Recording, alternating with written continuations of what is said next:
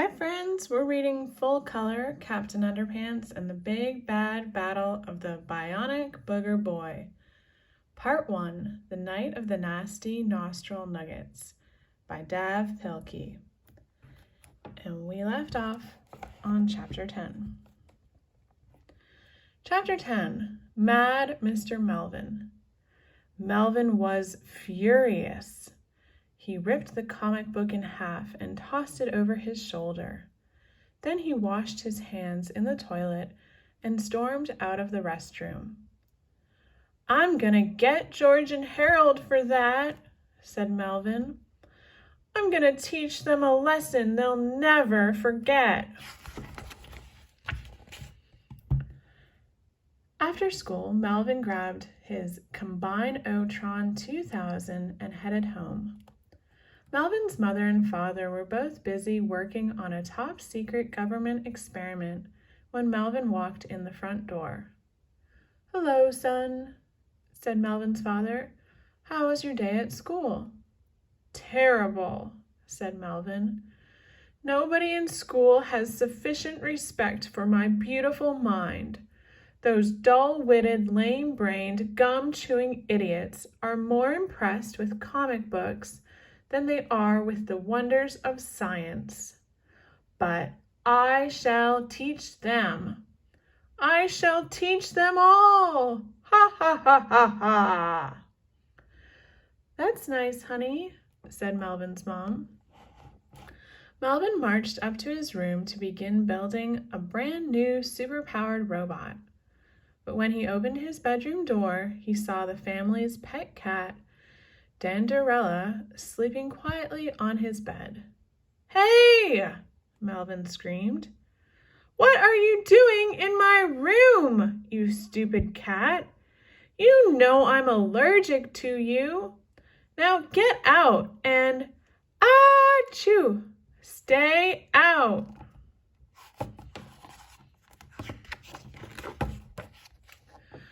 After a few hours, Melvin had built his newest and most powerful robot ever, which had 3 sets of interchangeable laser eyeballs, macro-hydraulic jump-atronic legs, super-somglobulating automo arms, and an extendable autoclaw ribcage, and was powered by 3 separate twin-turbo 9000 SP5 Kung Fu titanium lithium alloy processors, which were all built into a virtually indestructible flexogromonic endoskeleton that had the power to punch through cinder blocks, crush steel in its vice-like grasp, and plow mercilessly through poorly written, run-on sentences. It could also slice bagels. "That ought to do the trick," said Melvin, wiping his nose on a tissue. "Now all I have to do is, achoo, combine my body with this bionic robot, and I shall be the most powerful boy who, achoo, ever lived." Chapter 11, Melvin's Fantasy. As Melvin set up the Combine-O-Tron 2000 and made the proper adjustments, he imagined what his life would be like as the world's first bionic boy. He imagined himself walking into school the next day, his arms swinging confidently as he crashed through the classroom wall. The girls would swoon, "Ah!" as Melvin talked for hours about the amazing world of science. Miss Ribble would probably let Melvin sit at her desk from now on, because Melvin's new buns of steel would be too massive to fit into an ordinary children's chair.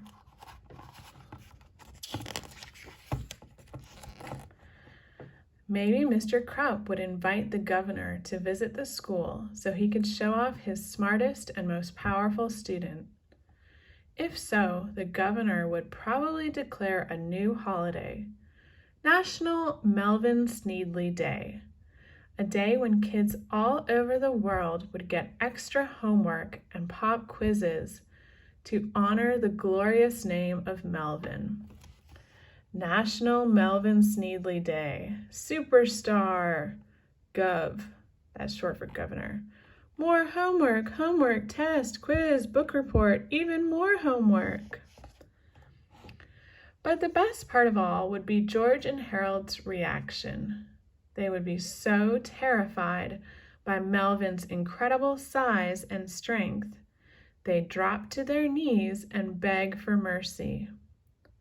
And Melvin would spare them, only if they agreed to be his servants for all eternity. They'd have to carry his books, sharpen his pencils, and be his personal footstools during each class.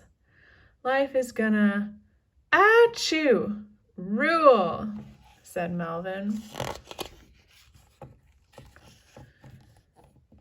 Chapter 12, The Night of the Nasty Nostril Nuggets.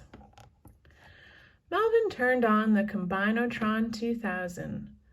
A high-pitched tone pierced the air, getting higher and higher in frequency as the machine charged to full power. Oops, said Melvin, as he quickly turned the dramatic effects setting to off so he wouldn't disturb his parents. Silently, the machine continued to charge as Melvin entered calculations to account for his clothes and glasses.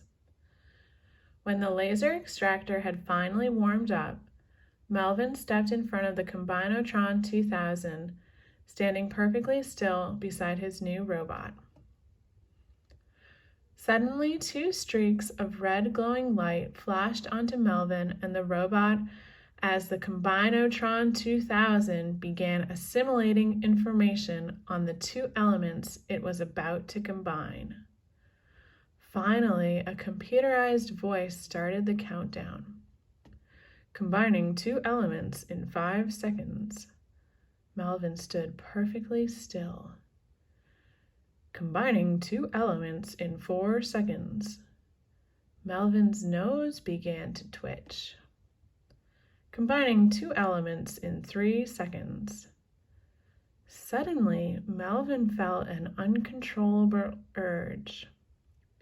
He cupped his hands over his mouth and nose as his eyes squeezed closed involuntarily. Ah! Combining two elements in 2 seconds. Achoo!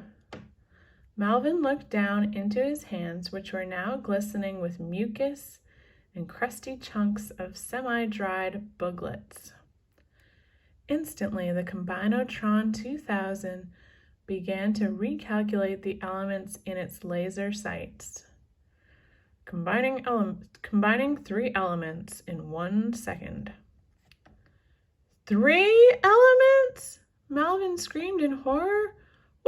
What's the 3rd element? Quickly, Melvin's eyes darted around the room, searching for any new element that might have accidentally made its way into the sights of the laser extractor. What's the 3rd element? He screamed again. Then he looked down into his crusty, dripping, phlegm-filled hands. Uh-oh, said Melvin, as a blinding burst of white light enveloped him. Blast!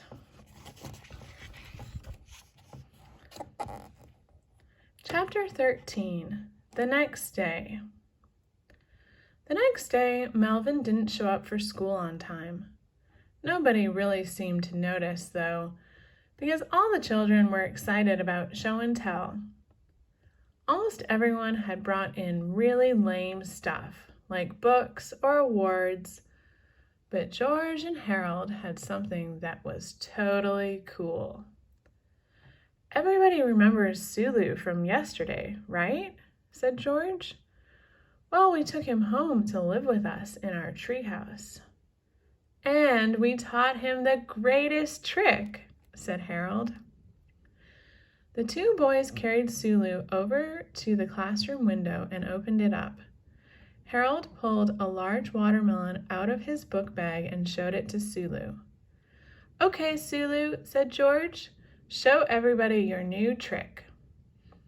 In one swift motion, Sulu placed his mouth onto the watermelon and shoved the entire thing into his left cheek. The fourth graders were stunned. "No, no," said Harold. "That's not the trick. The trick is what happens next."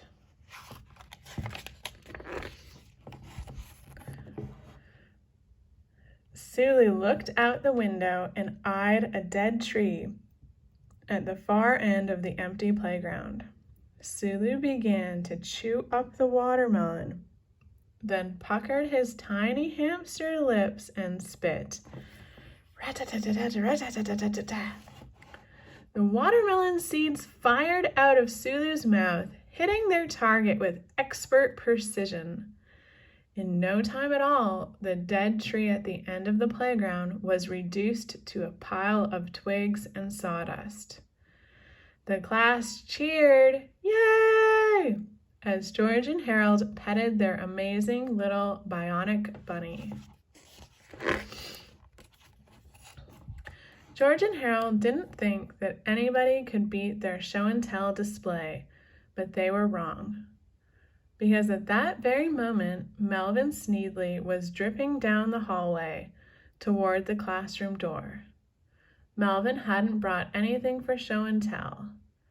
Melvin was the show and tell. That's all of our reading for today, friends. We'll catch you next time for Chapter 14. Thanks for listening. Bye.